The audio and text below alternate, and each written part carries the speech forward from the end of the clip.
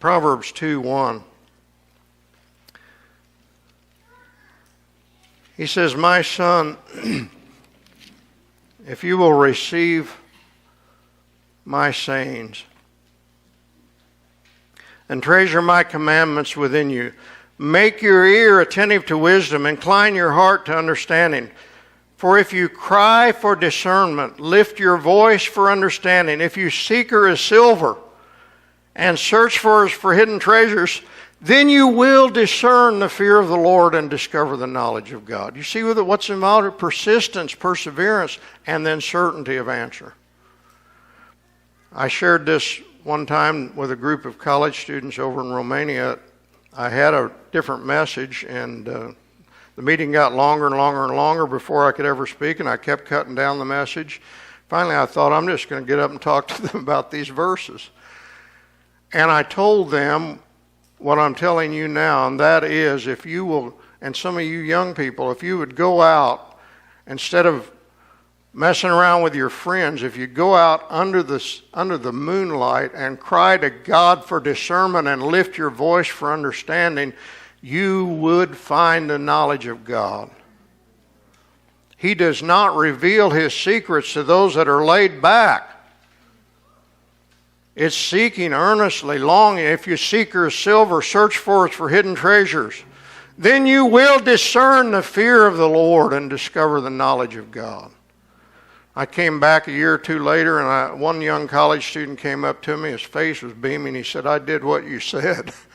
He said, "God met me." He was a changed person.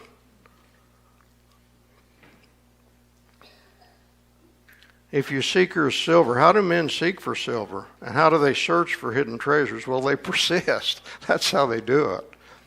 When I was a boy, we grew up on a farm, and we had some woods out there, and my friends would come out. We'd go out walking in the woods, and we'd be walking along, and we'd come upon this pit that would be about half as wide as this room. This pit dug down about 10 feet or so.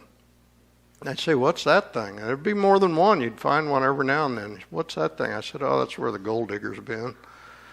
"A gold digger?" "Yeah, well, what happened was years ago, I don't know how long, maybe 75 years before or 50 years before, there had been a famous bank robbery near where we were. And they shot the guys at the creek down below my house, and the story was they never found the gold. And the story was those guys had hidden that gold somewhere in that woods. Somewhere in the woods. I mean, we're talking about digging the rest of your life to try to find that gold. But there was an old guy that would park his vehicle up at the head of our lane, and you could see him get out with a shovel and head down into the woods. And he'd dig for days. But the thought of the possibility. Beloved, there is hidden treasure that's worth a lot more than that gold, and it's not a possibility, it's a certainty. If you want the knowledge of God, think of it. You can have the knowledge of God.